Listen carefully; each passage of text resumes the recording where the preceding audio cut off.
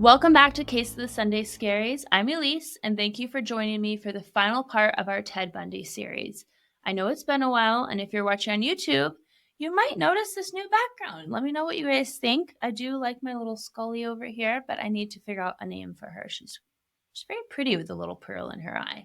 But I have some news, because thanks to you, the listeners, for sticking with me on what has been a very crazy journey when starting this podcast, and for sharing it with your friends and growing it, because I'm excited to announce that I've joined some of my favorite true crime podcasts on the Audio Boom Network.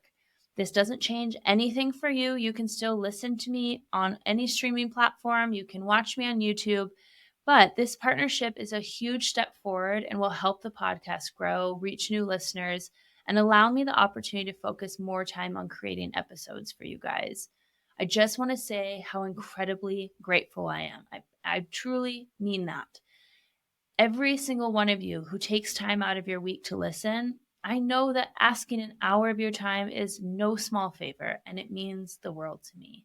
So thank you. I'm really excited for what this partnership will bring, and hopefully it's going to allow me to continue sharing a lot more of these stories with you. But speaking of your time, I don't want to waste any more of it, because today's episode is shaping up to be a long one. And honestly, I think we are all, actually, I should only speak for myself. I am excited to get out of Ted Bundy's twisted mind.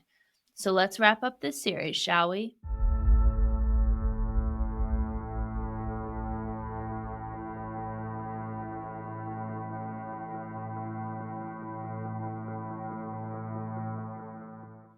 When we left off, Ted had escaped prison for the second time. Ted then got on a flight, and yeah, you heard that right. A flight. A fugitive is just hopping on board a flight. And it's wild to think how much times have changed since then, right? These days, trying to hop on a plane while on the run would be completely idiotic. With all the security at the airports, you would need a fake ID and some serious luck. Also, if you're wondering how Ted managed to afford a flight in the first place, well, rumor has it that someone smuggled the money to him while he was in prison. I've mentioned this person before, and I said that we will get to her, and I promise we will, but not just yet. So Ted's on this flight from Colorado to Chicago, and then he hops on a train down to Michigan. And from there, he steals a car and drives all the way down to Tallahassee, Florida, where months of suppressing his sick, violent urges would erupt into a killing spree that truly horrified the nation. Now, Ted claimed that he tried to go straight, that he knew he'd probably stay under the police radar if he just laid low and didn't commit any crimes. But I mean, come on, maybe a sober, linear thinking Ted Bundy bought that for a hot second, but let's be real. Why would he rent a room using a stolen ID next to a college campus? College campuses are basically Ted Bundy's hunting ground. He couldn't get a job without a legitimate government ID, and so he went right back to stealing from people and shoplifting to survive. And honestly, I call total bullshit on his claim that he tried to stay out of trouble. He was in Florida for just a week, 1 week, before he would give in to his urges. The killer came in from the night and then returned to it with an ease that has so far baffled police and left most co-eds here terrified. In the early hours of January 15th, 1978, Ted Bundy skittered through the night like the rat he was, making his way to the Chi Omega sorority house at Florida State University. Now, some might chalk him choosing this house in particular as just some terrible luck for these women. But let's be real, this wasn't a random target. I suspect that Mr. Straight and Narrow, Ted, had been watching and stalking these women for a while, watching them go in and out of the house. So it's not like it was a surprise for him when he found that the back door had a faulty lock. He probably knew from watching them, and he let himself in while the sorority sisters were snoozing away peacefully, completely unaware of the nightmare that was about to unfold. Ted first entered the room of Margaret Bowman. She was just 21 years old and a student there, and he attacked her with a piece of, well, basically it was a piece of firewood that he had found outside their home. He hit her repeatedly while she slept, and I can only pray that that first hit was enough that she never woke up or felt any pain. He then strangled her with a nylon stocking he found in her room. He left Margaret's room and proceeded down the hall to Lisa Levy's room. She was just 20 years old. By this point, I think we can all agree that Ted Bundy has long since abandoned any shred of humanity he might have had at one point in his life. But on this night, he was beyond that. He acted like a rabid animal in a complete frenzy. Ted entered Lisa Levy's bedroom and beat her unconscious before strangling her as well. But then instead of just leaving her be, he mutilated her body, removing a portion of her chest, and then he bit into her left butt cheek and proceeded to assault her with items that he found in her room. I realized that many of Ted's victims were never found or had decomposed heavily before being found, but this just seems so disorganized. Of course, I'm not saying that in the way of, oh, someone is disorganized because they left their laundry on the floor or lost their homework. No, no, no. In the world of serial killers, there are generally two types, disorganized and organized. Up to this point, Ted had been very organized, methodical even. He planned everything out, removing the front seat of his car and using specific tactics to lure his victims. But just like his spree in Colorado, we're seeing him become increasingly disorganized. There are so many variables at play here, so many risks that he's taking. If just one girl had woken up and let's say she screamed in the middle of her attack, she could have alerted every other person in that house, and he could have ended up caught or, well, I don't know, gotten the you know what beaten out of him. These murders seem so frantic and so manic. I wish I knew the why for that change. Was it just that his lust for killing and assaulting women had built up so much during his time in jail that whatever he possessed that controlled and calculated his evil plans, did that just break when he was back on the hunt? Or maybe it's more simple than that. We know that Ted Bundy would often drink before committing his crimes. And maybe that night he had quite a bit more. Or maybe his tolerance while being in prison was diminished. So he's just acting out of this pure predatory instinct that he has since his judgment was clouded over with booze. I don't know. And I don't think we'll ever really know. But changes in behavior patterns like this always leave me wondering why. After Lisa had succumbed to her attack, he then attacked Kathy Kleiner, cutting into her shoulder and breaking her jaw. He broke her jaw in 3 places. This was a very violent attack. A police officer who responded to the scene said her jaw was actually just hanging off on one side. Only one hinge was still attached. She was totally incoherent and in shock. And I have to wonder if the girls were starting to wake because of all this commotion, because thank the Lord, he did not kill Kathy. He moved on to the next room and attacked Karen Chandler, breaking her jaw to the point that she lost her teeth, her finger was crushed, and her arm broken, and she had a concussion from the beating that Ted gave her. It's believed that Ted was possibly scared off when headlights outside lit up the bedroom he was in, and Ted went out the way he came in, slipping out the back door back into the night, leaving absolute destruction in his path. Because Ted Bundy is Ted Bundy, that wasn't enough for him. He had just killed 2 women and beat 2 others in what police estimate was just 15 minutes. You heard that right. He was in that home for 15 minutes. He killed 2 women, assaulted them, beat 2 others. 15 minutes, the amount of fury and rage it would take to commit this level of destruction in just that time about the same time that I've been talking to you today. Nope, that wasn't enough for him. Because just 5 blocks away, Ted was climbing through the kitchen window of 21-year-old Florida State University student Cheryl Thomas. She lived in a sort of duplex situation, it seems. One side of the house was hers, and it seemed like the other side, separated by a wall, was rented by a girl named Debbie. And Debbie said this: I woke up to this loud pounding. It was a real loud banging sound. I could hear Cheryl moaning, whimpering. I called Cheryl, but we could hear the phone ringing because the wall was so thin, but she wasn't answering her phone. Debbie then called the police, and when they entered, I'm sure they were so shocked to see this scene. Cheryl had been beaten and assaulted so badly, and she was just lying on the floor in a pool of her own blood.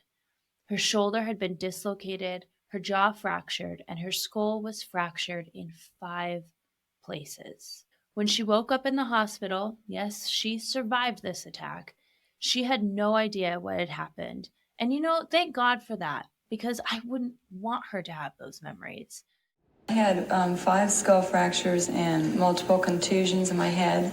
And because of the skull fractures, the 8th nerve was damaged, and I lost the hearing in my left ear and the equilibrium.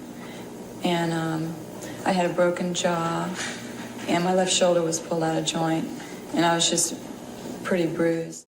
Unfortunately, YouTube often flags certain words, and so let's just say that Ted had left a particular type of male-specific stain on her bed, as well as one of the creepy pantyhose masks that he made to conceal his identity. I can't imagine what it was like to wake up in this community or on this college campus the next morning. I mean, every shred of safety that you felt just tucked away into your bed the night before would have been stripped from you. 3 girls were hospitalized with severe injuries. Maybe these are girls that you went to school with, that were in your biology class, and 2 more of your peers were assaulted and killed while they were just sleeping in their home. There's a photo of a sorority sister that I'm going to put on the screen, and she's peeking out the window of the Chi Omega house the morning after the murders, and it is such a haunting photo. I can't really describe the look on her face. It seems to be a mix of sorrow, confusion, and frankly, just terror. This particular spree drew some really terrifying parallels, at least to me, of the Idaho murders that happened just a few years back. I just remember the outrage and confusion that we all felt when that news broke. And that's the only thing that I think would be comparable to how the students and the people in this community felt. I mean, just imagine you're a parent of someone at that college campus waking up to hear this news. It would be awful. Like everyone, I'm going to go on a little bit of a tangent, but I think that's what really doesn't get talked about enough, is that yes, there are victims of these crimes, and we should always remember their names and what happened to them and their stories, but also the community and the families. And that's what doesn't get talked about enough. Because yes, we want to remember the victims and their families and their stories. Of course, that is always the forefront of my mind when I'm telling these true crime stories. However, what doesn't get talked about is how the community is also a victim. They have to pass by that house knowing what happened there. They have to, sit in class with an empty chair next to them where their friend or just an acquaintance sat. It's just so far reaching beyond just the victim. This is why these stories are so hard. The police were doing what they could, but they didn't really have a lot to go on except some descriptions of a man that eyewitness saw leaving the Chi Omega house. But remember, this was in the middle of the night. No one got a great look at him. Ted Bundy had no real ties to Florida, and while he was, at this time, on the FBI's 10 most wanted fugitive list, this spree didn't even match the type of killings he had done previously, or at least what he was alleged at this point to have done previously. So I completely understand why he was not initially tied to these crimes. No one even knew he was there. Before we get to Ted's final victim, I just want to pause and say that his last victim is a young child, and the details of this are awful, just plain awful. So if you want to skip this part, I completely understand.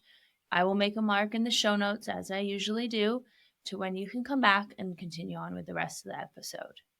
On February 8th, not even a month after Ted had murdered the 2 girls and severely beaten 3 more, Ted was in Jacksonville, Florida, back to being a total waste of space on this earth, and he approached a 14-year-old girl pretending to be, of all things, a firefighter. Attempting his old ruse of playing injured or that he was a trusted member of law enforcement to gain her trust. But thank God that this girl had an older brother, and he was watching what was happening and thought, absolutely not. Back off, Creeps McGee. And he got his sister away from Ted. The next morning, roughly 60 miles away at Lake City Junior High School, Yeah, I said junior high school. A 12-year-old girl named Kimberly Leach disappeared from school in the middle of the school day. This bright, honestly beautiful girl was found deceased 7 weeks later. Her remains were found in an abandoned pig shed. This 12-year-old baby girl had met a horrific end. She had been assaulted before her throat was cut, and her female organs were mutilated with a knife. And I swear, whatever you personally feel about the death penalty, I don't think there's many people who would not make an exception to make sure that this barbarian was not walking the earth a second longer. Later, in an interview with Dr. James Dobson, who, if you grew up in the Christian church around the time I did, is a name that you probably recognized. He was a very famous religious leader. And if you're like my family, you also listened to Adventures in Odyssey, which he was part of the creation of. In fact, we listened to it and got the new tapes every Christmas morning, but that's neither here nor there. So Dr. James Dobson did an interview with Ted, and he asked him directly about killing Kimberly. Ted responded, quote, "I can't really talk about that right now. I would like to be able to convey to you what that experience is like, but I just won't be able to talk about that." He pretends to have this sorrowful, remorseful look on his face. And again, I'm just going to call BS. BS, Ted Bundy. Because if you are watching this on YouTube, I'm going to play the clip. And if you're just listening on audio, I will put it on our Case of the Sunday Scaries Instagram story so that you can watch it as well. And what I want you to notice is just this quick flicker where he changes. He's doing this, "Oh, I'm so remorseful. I'm so regretful." He has his eyes closed. But then, right at the very end, you see it just for a second. The dark eyes that his survivors talk about. A lot of his survivors would talk about how his eyes just switched almost like to that of a shark, where they go all black. And you see it just for a second how cold he really was when he was not practicing mirroring the human emotions that he saw reflected in others that he clearly was not capable of. I can't really talk about that right now. That's too painful. I would like to. I'd like to be able to convey to you what that experience is like, but I can't. I won't be able to talk about that. Okay.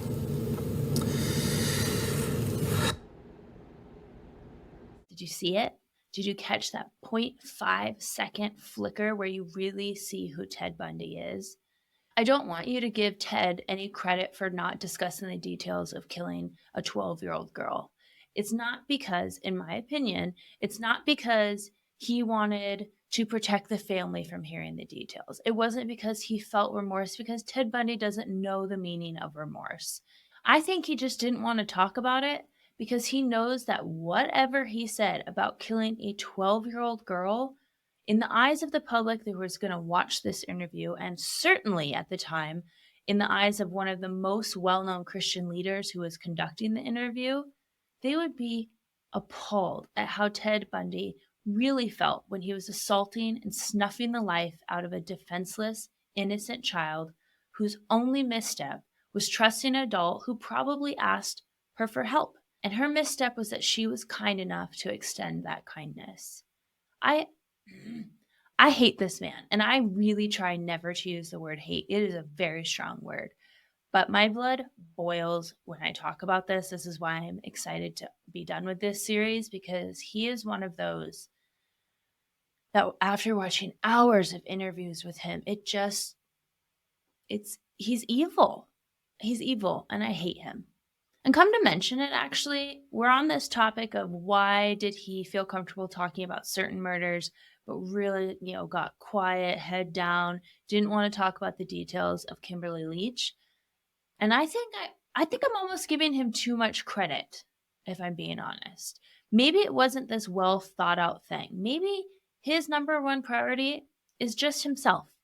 And we all know that men that hurt women, and especially children that end up in prison, don't fare too well. So if any of these people heard about his crimes and he goes back into prison, maybe he was just protecting his own ass.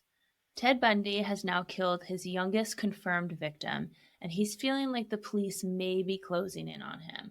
I honestly don't really know why he thought that, because police did not think he had any ties to Florida and had not yet linked him to the Chi Omega murders at this point, and certainly not to Sweet Kimberly's murder. I mean, she hadn't even been found at this point. So Bundy wanted to get out of Dodge, and on February 12th, just a few days later, he stole yet another vehicle and left Tallahassee. But on the morning of February 15th, really bright and early in the morning, he was stopped by Officer David Lee near the Alabama state line when the car that he was driving, the license plate, came up stolen. Officer Lee tried to put him under arrest, but Bundy, of course, tried to get away. He kicked out the officer's legs from under him and took off running. The officer fired 2 warning shots into the air and then caught up to Ted and tackled him to the ground. In Ted's vehicle were 3 IDs of female Florida State students, 21 stolen credit cards, and wouldn't you know it, a pair of dark-rimmed glasses and plaid slacks, which was exactly the disguise that he approached the 14-year-old girl in before her brother intervened. Ted would not tell the officer his name. I mean, he just, I don't know who I am. Not me. Don't know. So Officer Lee is bringing in this perp, not realizing that the man in the back of his police car is one of the FBI's 10 most wanted fugitives. Bundy was heard mumbling from the back seat, "I wish you had just killed me. When we get to the jail, if I run away, will you shoot me then?" Like, get over yourself, Ted. No one feels sorry for you, and frankly, many of us, well, I'll just speak for myself. I almost wish that he had killed you when you assaulted him and tried to run off, because then the families of these victims would be saved from the absolute circus that this trial was about to become. Ken, let's see. Oh, it's an indictment, all right? Why don't you read it to me? You don't got it for election, aren't you? Mr. Bundy got it, didn't you? Mr. Bundy? You told him that you were going to get me. You said he was going to get me. Okay, you've got the indictment. It's all you're going to get. Let's read it. Let's go. Theodore Robert Bundy, you are charged, indictment, 2 counts burglary, 2 counts murder in the first degree, 3 counts attempted murder in the first degree. Design or intent to effect the death of Ted Elyse. My chance to talk to the press, contrary to section 78204 Florida statute. I'll plead not guilty right now, and your grand jury... After Ted's arraignment, according to Mike Minerva, a member of his defense team, a pre-trial plea bargain had been negotiated on Ted's behalf. If Ted would plead guilty to killing Levy, Bowman, and Leach, he would get a 75-year prison sentence. Basically, at that point, he would die in jail, but he would escape the death penalty.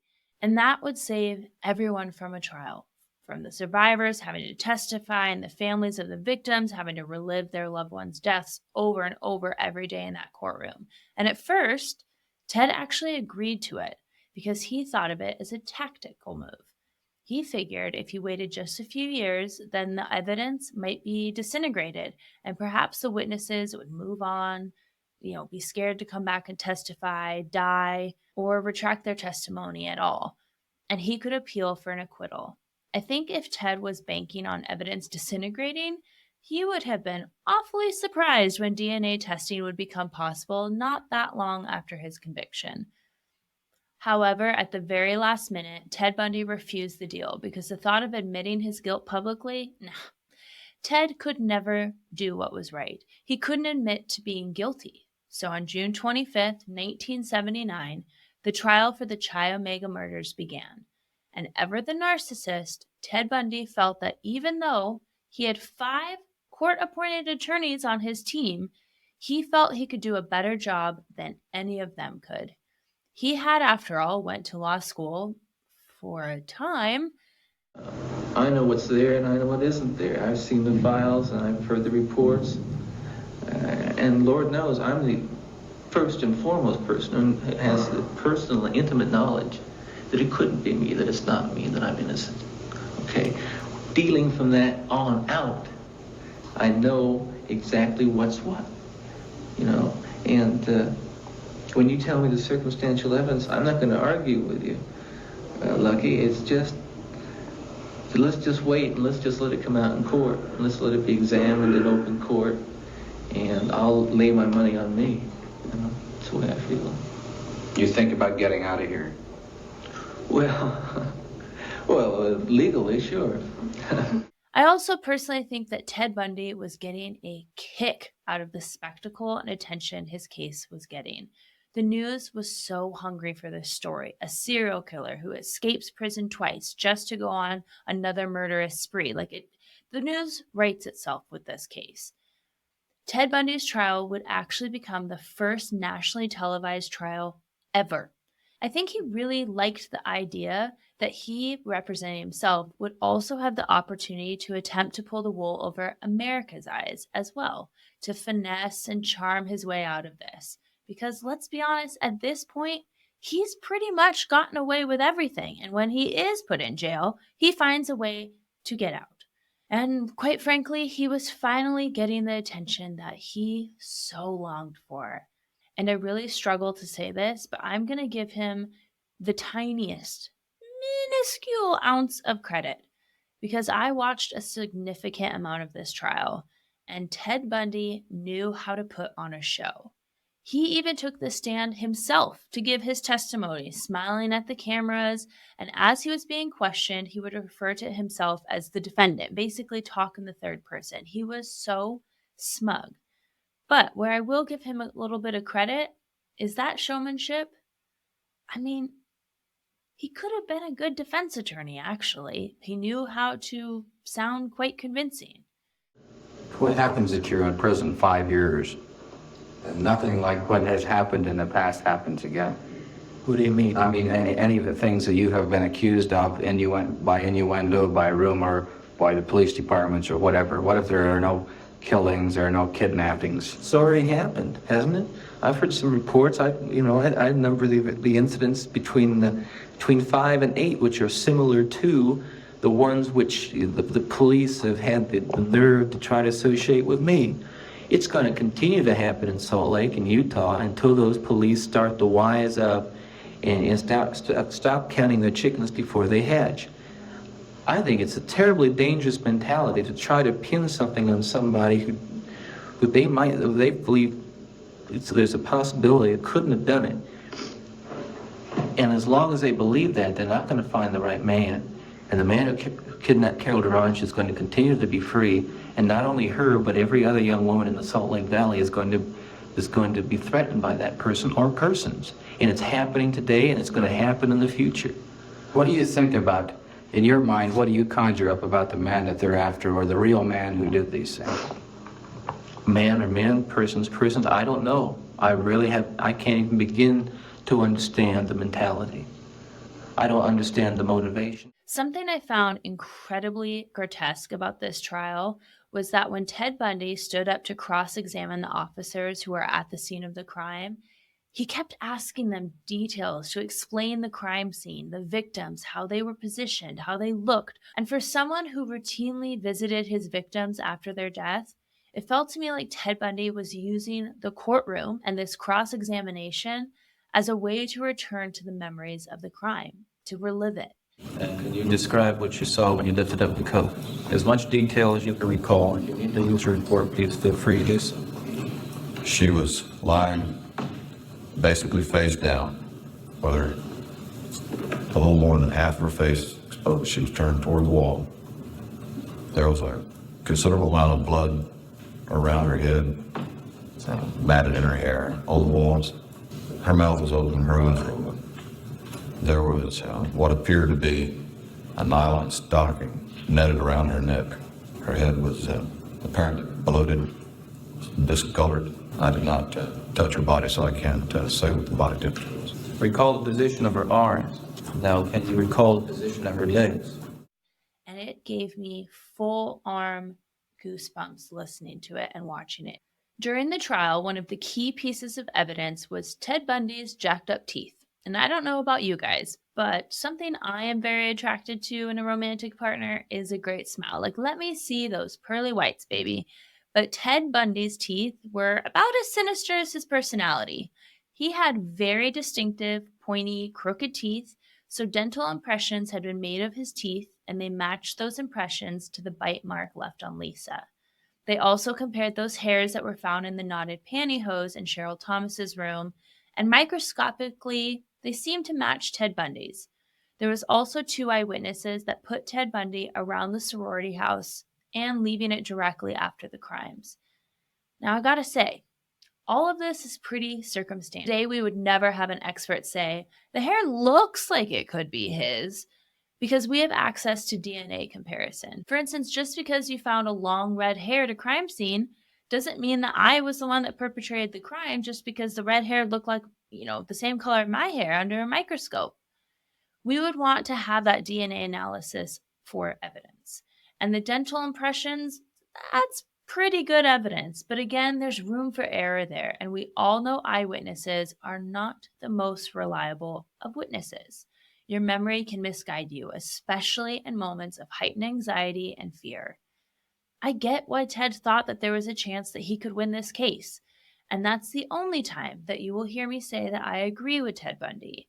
However, after all of his grandiose performances and outbursts, and goodness was there plenty of outbursts, a jury of 7 men and 5 women deliberated for less than 7 hours before returning the verdict of guilty for the murders of Bowman and Levy and the attempted murders of Kleiner, Chandler, and Thomas. 1 week later, Ted Bundy would stand in front of Judge Cowart for his sentencing. And after spending 3 episodes laying out just how much I despise Bundy's actions, I have to admit, Judge Cowart's words hit me a little bit differently. He managed to sum up all of the complexity, the contradictions, and the horror of who Ted Bundy was in a way that took me 3 episodes to attempt to do. When it was time to deliver the sentence that would end Bundy's life, Judge Cowart said, quote, "These killings were heinous, atrocious, and cruel. They were extremely wicked, shockingly evil, vile, and the result of a deliberate design to inflict unspeakable pain and show utter indifference to human life. In agreement with the jury, this court imposes the death penalty on Theodore Robert Bundy. On a scheduled date, you will be put to death by electrocution. A current shall then pass through your body until you are dead." End quote. And then, something no one expected, there was a brief moment of compassion, I guess, for Ted Bundy.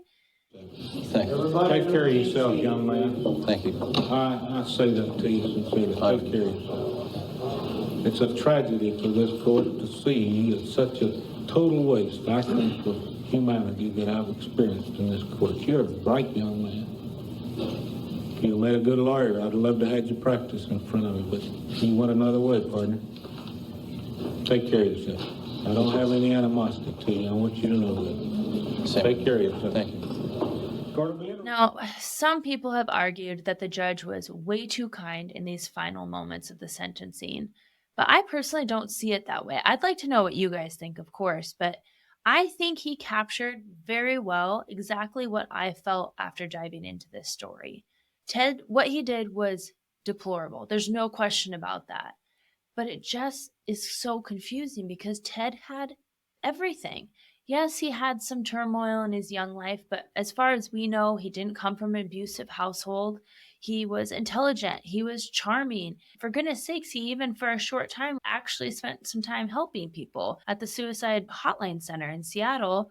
He had all these opportunities to do something good in this world. And he threw it all away in favor of giving in to these destructive and cruel urges that he had. Like, how does someone become this?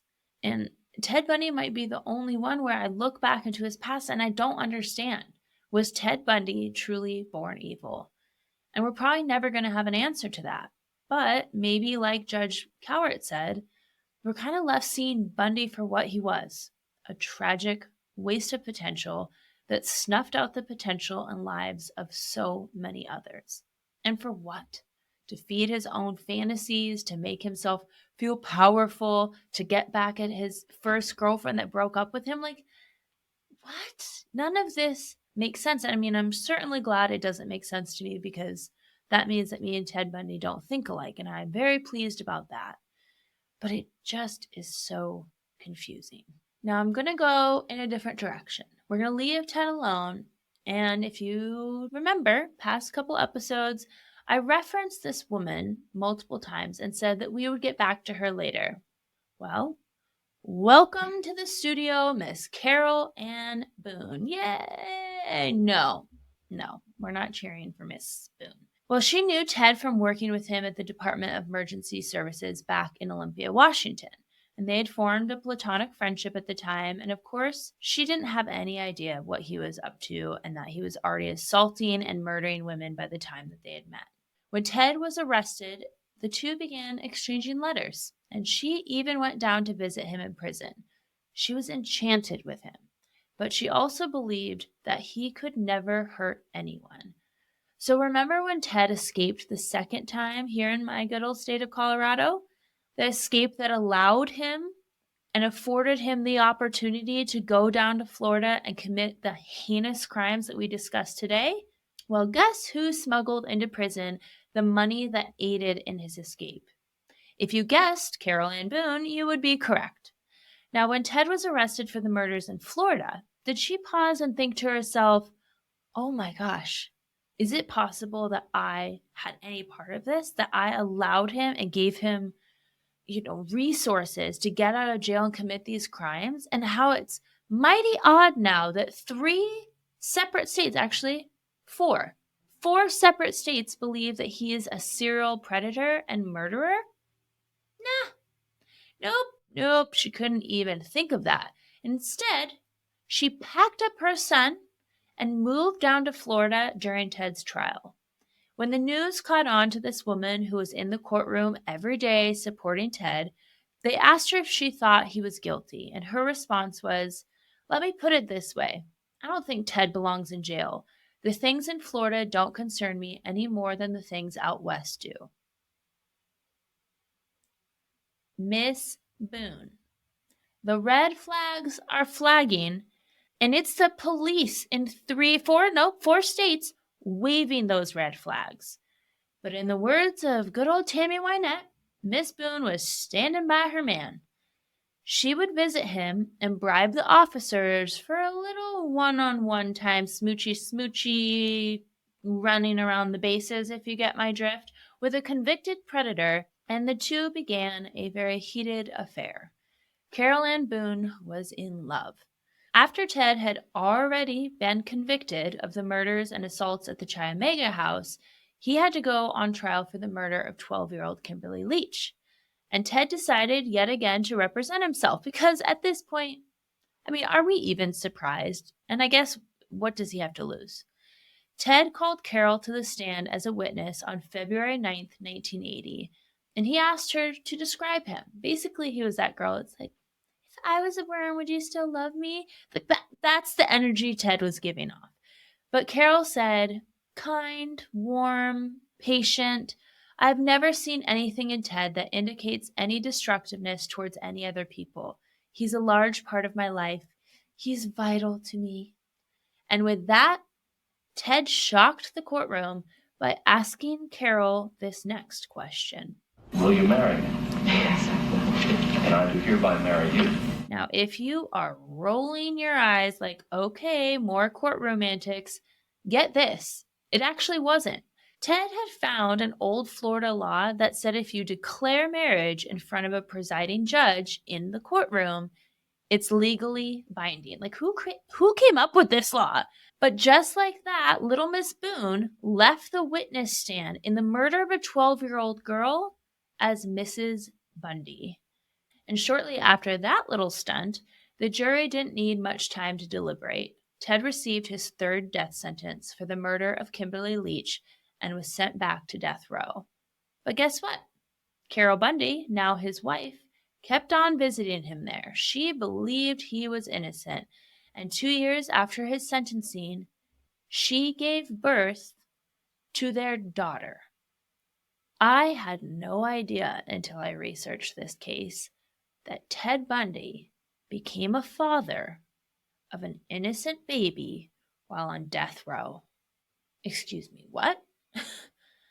And I'm not going to say the daughter's name because honestly, she obviously didn't ask for any of this, and I cannot imagine what life is like knowing that you share genes with Ted Bundy.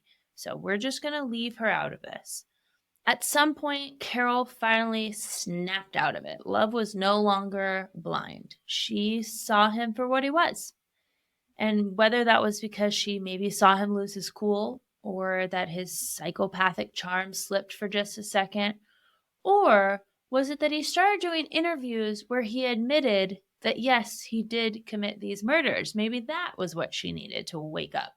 Well, she divorced Ted a few years before his execution, and she moved away with her son and their daughter and lived a pretty quiet life after that. It's believed that she passed away in a nursing home in 2018, and I don't want to disrespect her memory. We have all ignored red flags in the past. But seriously, ladies, let this be a PSA. Set the bar higher. You deserve better than a guy in prison for killing and assaulting women. And if you're one of those ladies who gets all starry-eyed and goo-goo gaga over serial killers like Ted Bundy, Jeffrey Dahmer, or I don't know, Wade Wilson recently, because they're attractive, honey, instead of picking up the pen to become the pen pal of a prisoner, pick up the phone and call a therapist. These aren't the misunderstood bad boys from high school. Aim higher, folks. Aim way higher. As you can imagine, as this was the first ever televised trial that was televised not only nationally, but I think in like 5 other countries, people were glued to their televisions, much like we were during the O.J. Simpson white Bronco chase. We all remember that. Well, unless you're younger than me, then you don't remember it. And Casey Anthony's trial, ooh, do I remember that one? I think we were on a family trip to Walt Disney World in Florida, and we would go to Disney World during the day and watch Casey Anthony's trial in the evening, which explains a lot about my personality, doesn't it? Well, as you can imagine, this case stirred up a ton of public outrage. Everyone had an opinion, and it became a huge media spectacle. Ted Bundy wanted to capitalize on this, and so as his appeals went to the superior courts for decisions and his execution date drew near, Ted agreed to do interviews. Very much, I am sure, hoping that if he started talking and confessing, that they might just put off his execution in order to gain confessions from him about the other suspected victims that have been linked to him. At one point, he even offered his help to the FBI behavioral unit to assist in creating a profile for the Green River Killer. I am not comfortable sharing all that he confessed in these interviews, but I do want to share some highlights because it gives us insights into Ted Bundy. He said in an interview that much like the items he stole from stores or people's homes, that his reason for his behavior towards women was a need to possess them. At first, he said that killing his victims was only to eliminate the possibility of being caught, that the sexual assault was his motive, his way of gaining the ultimate possession of his victims. But then in time, the murder became the focus. He wanted to possess their lives, not just their bodies. And when that no longer satiated his sick desires, then the physical possession of their remains became his ultimate possession. In a chilling quote, he summed up his life of causing unbelievable pain and violence towards women. He said, quote, "After a while, murder is not just a crime of lust or violence. It becomes possession. They are part of you. The victim becomes a part of you, and you two are forever one. And the grounds where you kill them or leave them become sacred to you, and you will always be drawn back to them." End quote. He further loosely hinted that he had thought of himself as an amateur killer before 1974, and that's when he became a predatory killer, which tells us that he had killed long before the Seattle murders that we started this series on. He also admitted to horrific, vile acts that he did to his victims after their deaths, because again, he liked to visit them. And I'm just going to leave it at that. Less than 15 hours before Ted Bundy was sentenced to be executed for the Chi Omega murders, the Court of Appeals granted him a stay of execution based on technicalities that happened during his trial. However, and thank God for this, his death sentence for the murder of Kimberly Leach was held. and it was announced that Ted Bundy would meet his true judgment day on January 24th, 1989. With all of his appeals finally exhausted, Ted Bundy would admit to the 8 murders in Washington and Oregon. But as far as the other states, he would tell detectives that he had killed numerous women, some that the police didn't even know about, and he started sending them on wild goose chases for people's remains, most of which turned up absolutely nothing. But because he was confessing, people started petitioning the governor and lawmakers to have Ted's execution stayed yet again so that he could continue confessing, maybe leading these detectives to the body so that the family could bring their loved ones home. But the governor of Florida at the time, Bob Martinez, said, for him to be negotiating for his life over the bodies of victims is despicable. 24th at 7 a.m., the death warrant will be in effect. You don't negotiate with a murder. He was over Ted Bundy's bullshit, and so was a majority of the public. On the evening before his execution, people gathered outside of the prison for a sort of execution tailgate, I guess you would say. And around the country where Ted had committed these crimes, people put on what they called Bundy queues. Not barbecue, Bundy queues, where citizens and even the police in some cases who worked on these cases of missing women pulled together to put on barbecues to celebrate his impending death. Now, outside the prison, wow, it was mayhem. People had camped out there. They were banging on pans, shouting, cheering, burn, Bundy, burn. And they even sold commemorative t-shirts that said Friday, now not Friday, like Friday the day before Saturday. No, Fryday, because Ted Bundy was going to be killed on a Friday in an electrocution chair. The appeals were a mockery, now justice is done. He's fried like a fritter, a coffin for fun. He begged for more time to tell it all. Martinez just laughed and let the switch fall. The police did smart and say with a grin, you had 10 years, you should have been in. Your teeth left an impression on everyone's mind. Now you're invited to die on time. The candlelit liberals stand over and mourn, but we're on the other side. Look on in scorn. He bludgeoned the poor girls all about the head. Now we're all ecstatic. Ted Bundy is dead.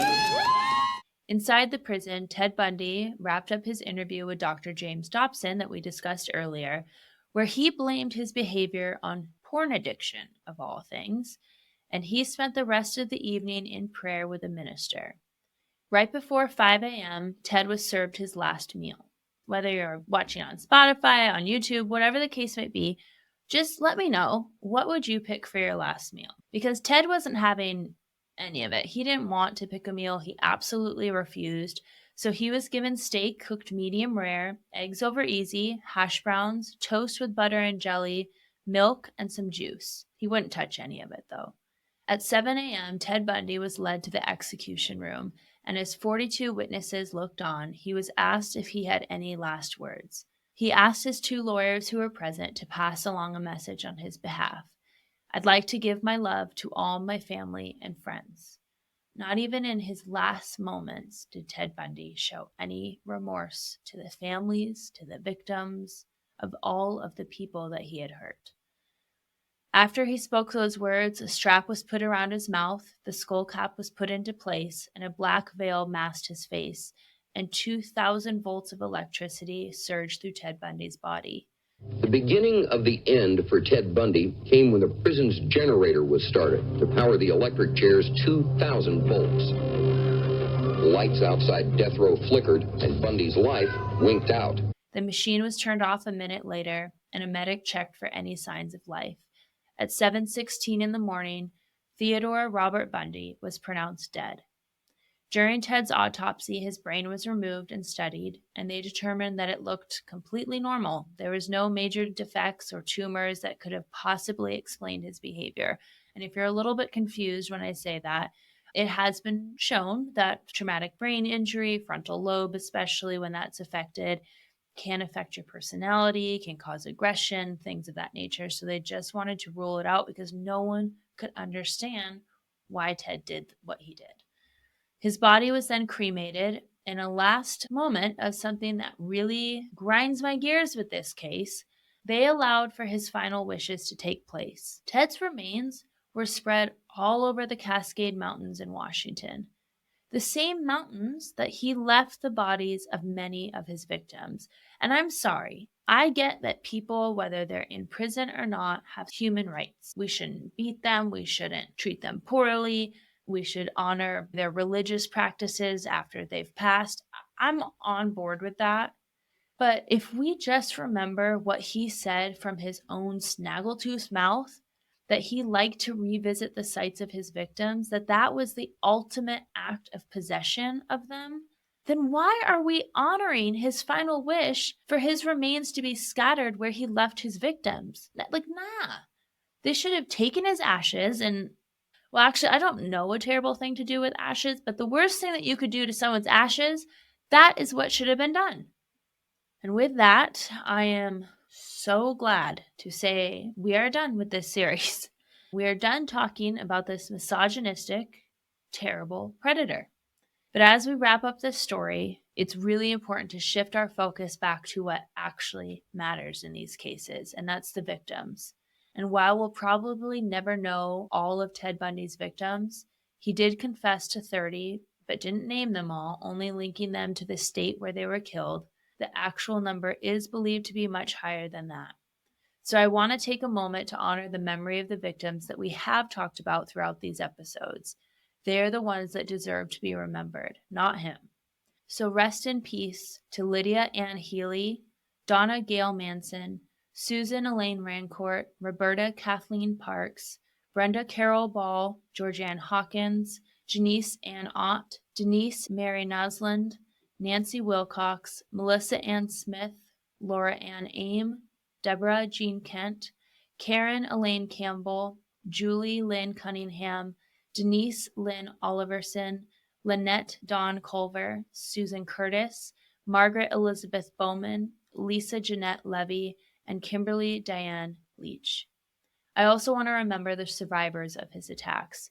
Karen Sparks, Carol DeRanch, who escaped his vehicle and fought for her life against Ted, Karen Chandler, Cheryl Thomas, and Kathy Kleiner, who survived his attack at the Chi Omega house. As I close out this series on Ted Bundy, I just want to thank you guys for sticking with me through this very disturbing, 3-part story. It hasn't been easy to cover, but it's important to remember these events so that we can honor the victims' stories and focus on the impact of these crimes, not just the man who perpetrated them. I promise, with spooky season right around the corner today in Denver, it was the first day, there's a little chill in the air. I was so excited. I'm going to be diving into some paranormal and some spooky stories to give us just a moment to exhale after this series. I would really appreciate if you could take a moment to rate, review, and follow wherever you're listening. It truly helps more than you know. And if you're watching on YouTube, don't forget to hit the subscribe button so you don't miss future episodes. If you would like to submit a case you want to see covered, or maybe your own hometown story, check out the Sunday Scaries website to submit your case. Thank you again so much for listening. I will be back next time, but as always, until then.